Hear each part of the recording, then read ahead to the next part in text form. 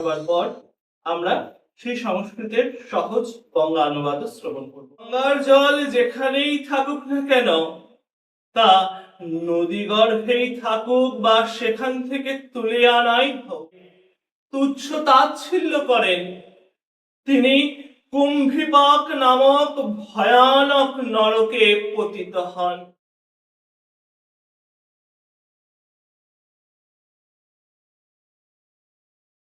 নমস্কার, আমি চয়ন ভট্টাচার্য দেবশর্মা, আর আপনারা দেখছেন শ্রী রাধারমন লালজি ইউটিউব পরিবারের এক বিশেষ নিবেদন। 1433 বঙ্গাব্দের শ্রী শ্রী দশহরা তিথি উপলক্ষে আজকের এই উপস্থাপনায় আপনাদের সকলের সামনে পরিবেশন করতে চলেছি দেবী গঙ্গার মাহাত্ম্য। আজ আমরা এই দেবী গঙ্গার মাহাত্ম্য প্রথমে সংস্কৃতে শ্রবণ করব এবং সংস্কৃতে শ্রবণ করবার পর আমরা সেই সংস্কৃতের সহজ বঙ্গা অনুবাদ শ্রবণ করব। আশা করি এই উপস্থাপনা আপনাদের ভালো লাগবে। তবে চলুন শুরু করা যাক। শ্রী গণেশায় নমঃ।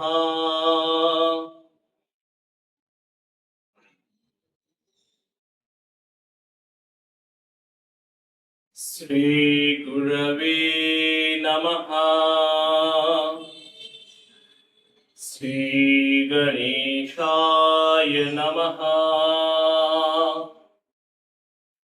अथ श्रीमद्गङ्गा माहात्म्यम्। ॐ यज्ञकार्यशतं कृत्वा कृतं गङ्गाभिषेचनम् सर्वं दहते गङ्गा मद्भूतुलराशिर्मिवानलः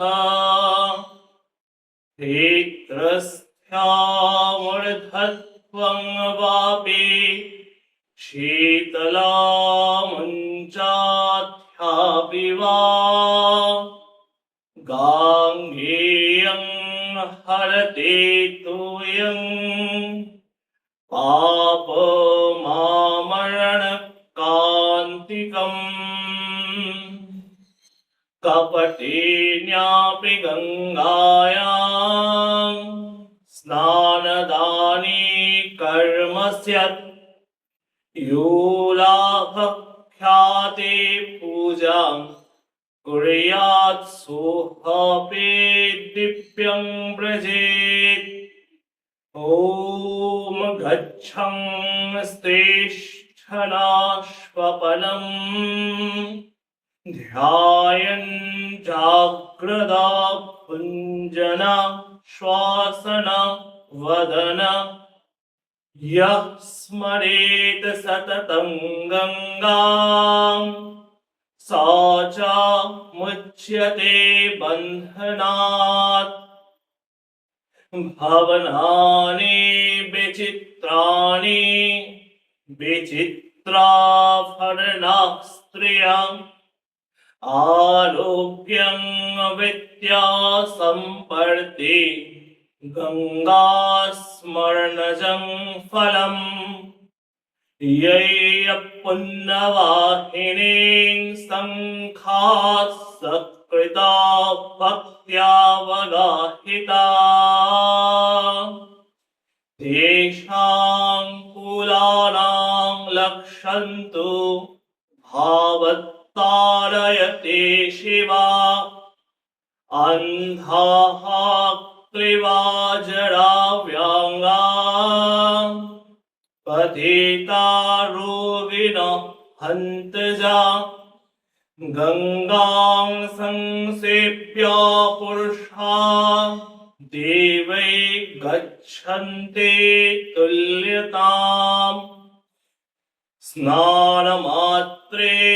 गङ्गायां पापं ब्रह्मवधादिकम् दुराधर्षं कथं याति चिन्तयेद् यो वदेद्वपि। तस्या अहं प्रजते पापं कोटि ब्रह्मावधुत्तमम् स्तुतिवालमिमां त्वां कुम्भे पाके महीयते आकल्पं नरकं भुक्त्वा ततो जायते गर्धव ये गच्छन्ति स्वतो गङ्गां परांश्च प्रेरयन्ति ते इह ते सर्वभोगा नामन्ते ज्ञानस्य भाजनम् तीर्थयात्रादिका कुर्मा स्कृतं मूका वारणोऽपि मानवाः गङ्गातोयस्य माहात्म्यात् सोहापत्र्या फला भगा भवेत् गंगा स्नान समायुक्त विधिनाश गृहात् तथा निर्गत्या मध्ये च नर कुदेशे क्रियते यदि गंगा स्नान फलं सोहापि नियतात्मा लभेत् सदा। ॐ गंगाय नमः। ॐ गंगायै विष्णुमुख्यायै शिवामृतायै शान्तिप्रदायिन्यै नारायण्यै नमो नमः।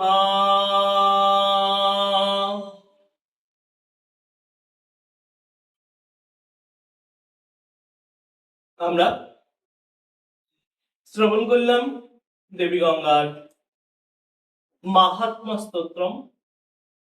এবার আমরা এই সংস্কৃত মাহাত্ম্য স্তোত্রমের সহজ এবং বিস্তারিত বঙ্গানুবাদ শ্রবণ করব।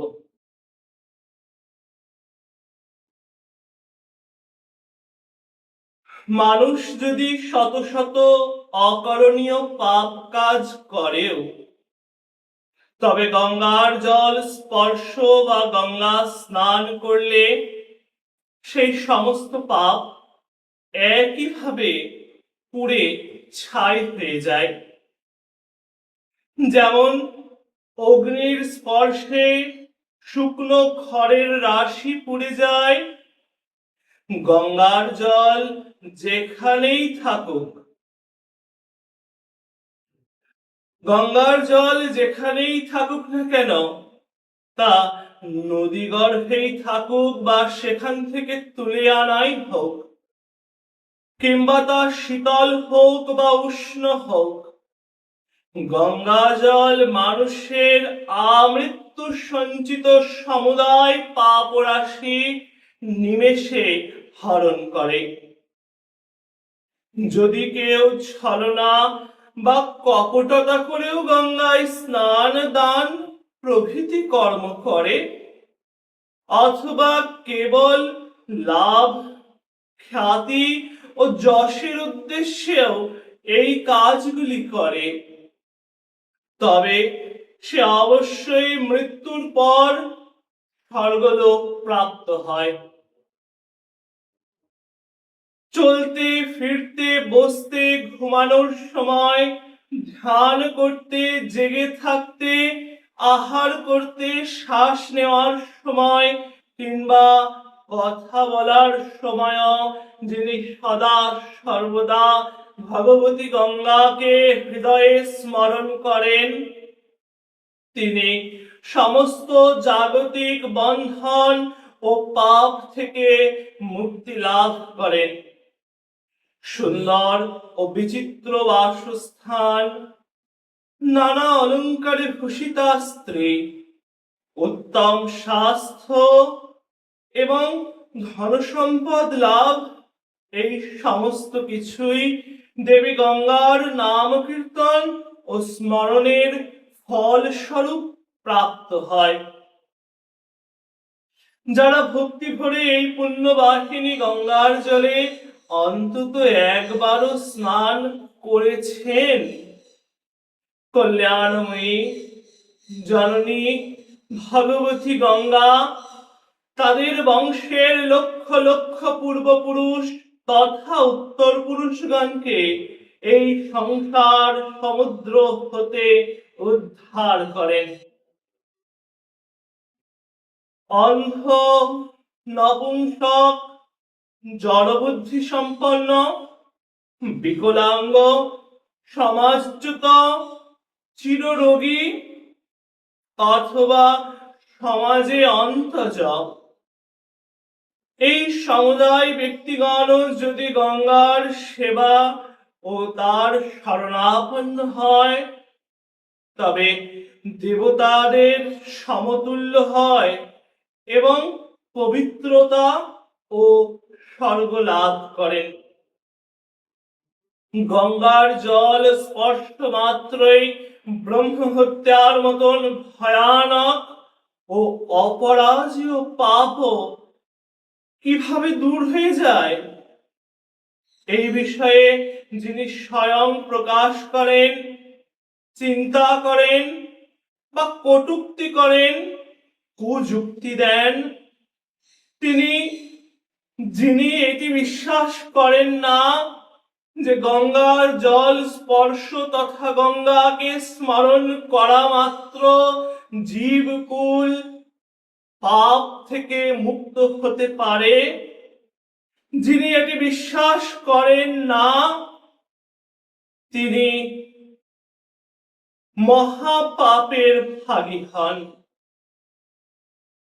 গঙ্গার এই মহিমাকে যিনি কেবলই অতিরঞ্জিত স্তুতি বা বানিয়ে বলা কথা প্রভৃতি বলে উপহাস করেন, তুচ্ছ তাচ্ছিল্য করেন, তিনি কুম্ভীপাক নামক ভয়ানক নরকে পতিত হন এবং সৃষ্টির অন্তিম সময় পর্যন্ত কাল পর্যন্ত সেই নরক যন্ত্রণা ভোগ করার পর পরবর্তীতে গাধা হয়ে তার জন্ম হয়।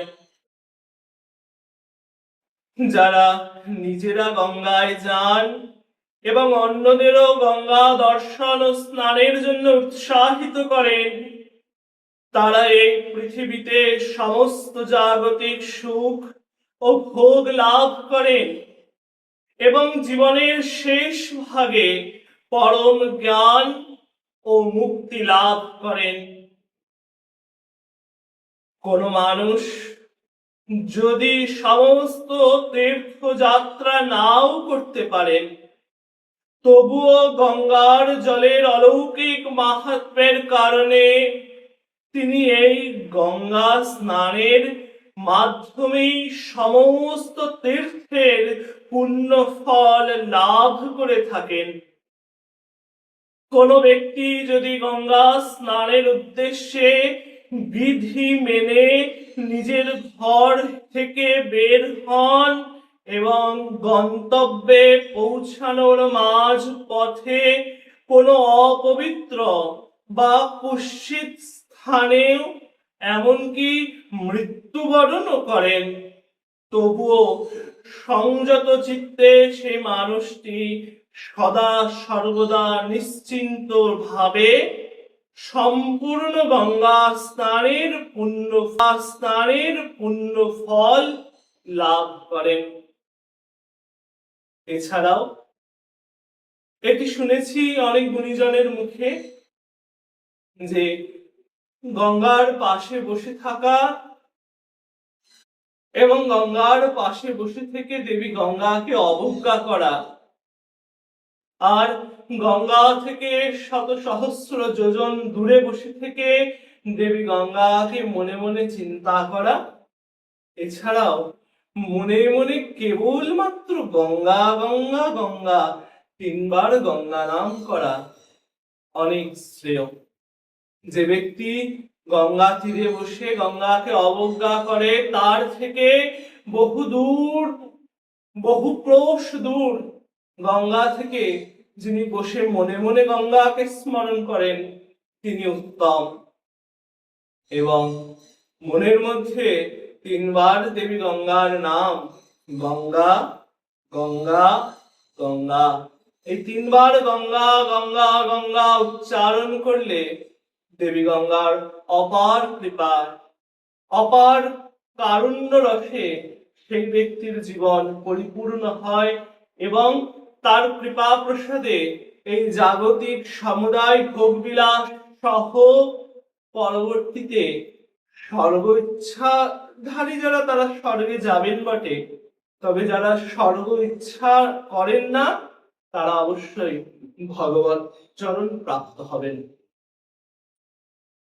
আজ আমাদের এই উপস্থাপনাটি এই অবধি বিশ্রাম করছি। আবার ভবিষ্যতে অনেক ছোট ছোট চলচ্চিত্রে বা বড় বড় চলচ্চিত্রে সকলের সঙ্গে দেখা হবে। আজ আসি, আবার পরবর্তী কোনো চলচ্চিত্রে আসবো সকলের সঙ্গে দেখা করতে।